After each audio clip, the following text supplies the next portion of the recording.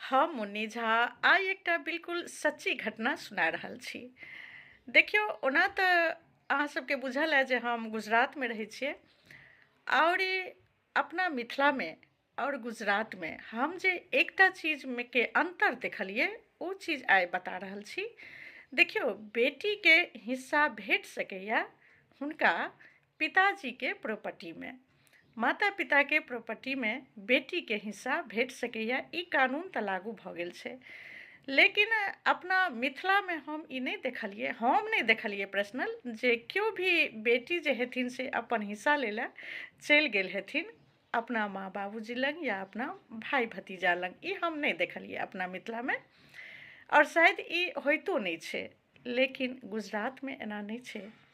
गुजरातमे बहुत एहन परिवार छथिन, सब नहि छथिन लेकिन बहुत ज़्यादा एहन छथिन जे अपन हिस्सा लै लए नैहर पहुँच जाइ छथिन और लै छथिन। और एहि चीजके जे छै से थोड़ेक खौफ रहै छै भायके ऊपर, जे बहिन सब जे छै से हिस्सा लै लए तैयार भऽ जाइ छथिन।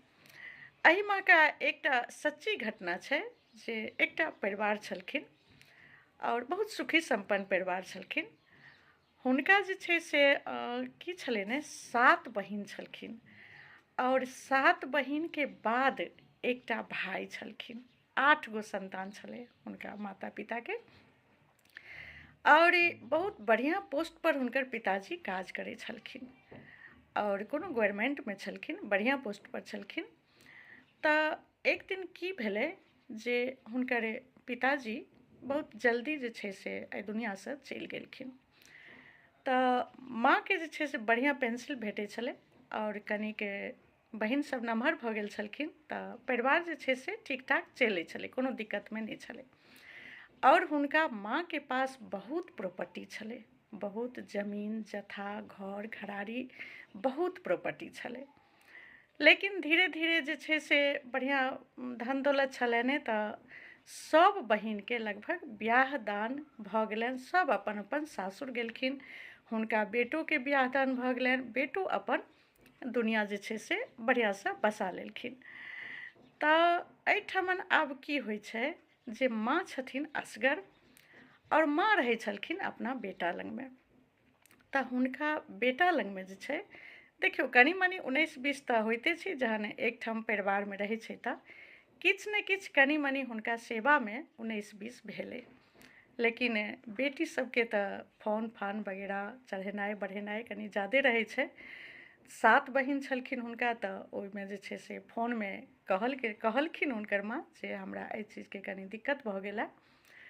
तऽ ओहिमे सँ सब बहिन जे छै से विचारि लेलखिन जे हमरा माँके दिक्कत भऽ रहल हन भायके घर परमे, और माँके ओहिठमनसँ लऽ गेलखिन जबरदस्ती।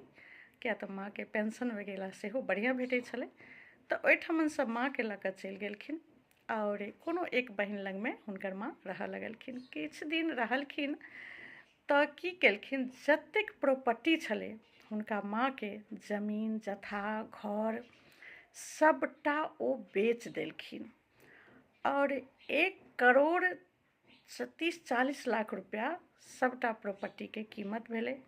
और बुझियौ जे दियाद बाद सब तऽ ई सब मौका उठबै लए रहै छै, केओ ने केओ लै लए तैयारे भऽ गेलखिन और सबटा प्रॉपर्टी बेच कऽ ओहिके 8 कूड़ी लगेलखिन। 15 या 16-17 लाखके हिस्सा भेलै। ओहिमे एक हिस्सा जे छै से भायके दै लए गेलखिन, लेकिन हुनकर भाय कहलखिन जे नहि, ई सब प्रॉपर्टीके वारिस हम छलियै, लेकिन अगर तू सब मिल कऽ एहि प्रॉपर्टीके बाँटि देलहिन, बेच देलहिन और बाँटि देलहिन, और एहिमे अगर हमर माँ दस्तखत कऽ देलकै तऽ आइसँ जे छै से माँके 7 गो संतान छै, हम हुनकर बच्चाके गिनती नहि छियनि। ओ बेटाके तकलीफ भेलै और ओ नहि लेलखिन प्रॉपर्टीमे जे हिस्सा भेल छलै से। अंतमे ओही पाइके की केलखिन ई सब बहिन, जे एकटा घर खरीद देलखिन माँके और हमरे सबके अगल बगलमे खरीदलखिन। और एकटा बहिन, मतलब एकटा बेटी ओहि माँके एहन छलखिन जे विधवा छलखिन, हुनका 2टा संतान छलै।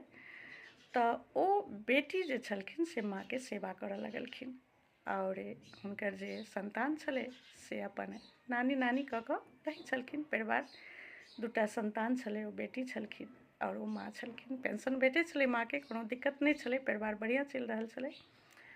लेकिन ओहि माँके बहुत तकलीफ छलै जे 7 गो बेटी परसँ एकटा बेटा छलनि और ओ बेटा हुनकासँ रिश्ता नाता तोड़ि लेलकनि। अन्दरे अन्दर ओहि माँके बहुत तकलीफ महसूस होइ छलै, बेटाके बहुत याद आबै छलै।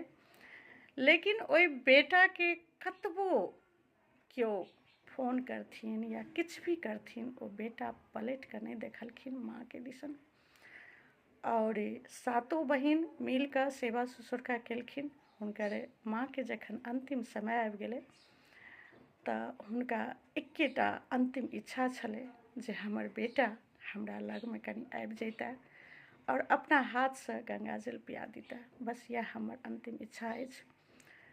लेकिन ओहि बेटाके कतबो बजायल गेलै, बहुत लोक किछु भी केलकै, ओ बेटा नहीं एलखिन।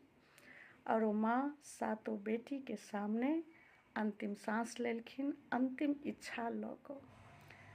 देखियौ, कहीं न कहीं ओहि बेटोके तऽ माँके प्रति हेबे करतै, लेकिन नाराजगी जे होइ छै से कहाँसँ कहाँ लऽ जाइ छै। तऽ एहि दुआरे कहलहुँ जे देखियौ, एहि सब चीजके भल कानून बनि गेलै हन, लेकिन बहुत जगह जे छै से हमरा हिसाबसँ एहि चीजके गलतो फायदा उठा लेल जाइ छै। एना नहि हेबाके चाही। और ओ माँके जे छै से अंतिम इच्छा पूरा नहि भेलै, हुनकर बेटा नहीं आबि पेलखिन। हुनकर क्रियाक्रम सब चीज 7 बेटी मिल कऽ केलखिन।